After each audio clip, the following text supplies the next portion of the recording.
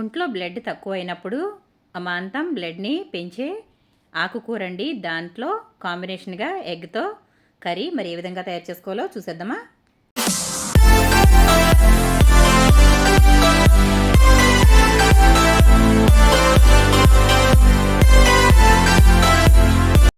ముందుగా ఇక్కడ తోటకూరని శుభ్రంగా కడుక్కున్న తర్వాత ఈ విధంగా కట్ చేసుకోవాలి. తర్వాత ఒక బాండీలో కొంచెం ఆయిల్ వేసుకుంటున్నాను. అలాగే ఇందులో కొన్ని పోపు గింజలు, అలాగే వెల్లుల్లి, అలాగే కరివేపాకు వేసుకుని ఇది చిటపటమన్న తర్వాత ఇప్పుడు ఇందులో మనం ఒక పెద్ద సైజు ఉల్లిపాయని, అలాగే 2-3 పచ్చిమిర్చిని కట్ చేసుకుని వేసుకోవాలి. ఇవన్నీ కూడా చక్కగా వేయించుకోవాలి.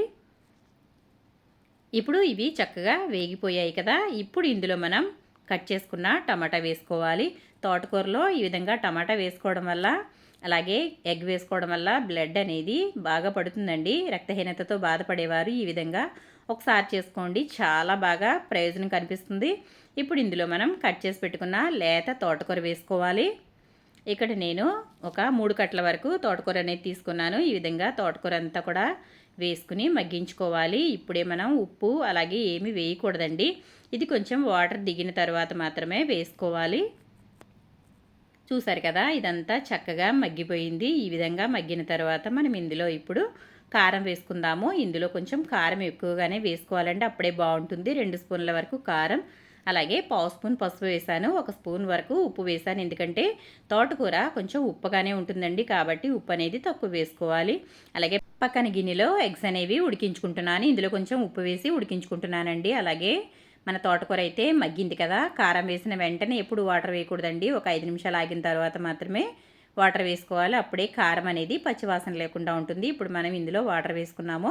ఇందులో ఎక్కువ వాటర్ కూడా వేసుకోకూడదండి, తక్కువ వాటర్ వేసుకోవాలి. చూసారు కదా, చక్కగా మగ్గిపోయింది.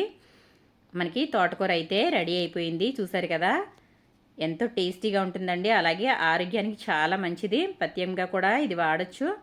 ఇప్పుడు మనం ఉడికించుకున్న గుడ్లని ఈ విధంగా తొక్క వలిచిన తర్వాత ఘాట్లు పెట్టుకుని వేసుకోవాలి. ఇలా వేసుకున్న తర్వాత ఎక్కువసేపు ఉడికించుకోవాల్సిన అవసరం లేదండి. ఎందుకంటే ఇలా ఉండడం వల్ల ఎగ్ అనేది ఉడికించుకున్న గుడ్డు తినడం లాగా ఉంటుంది కాబట్టి. చూసారు కదా, ఎంతో టేస్టీగా ఉండే ఎగ్తో తోటకూర కర్రీ రెడీ అయిపోయింది.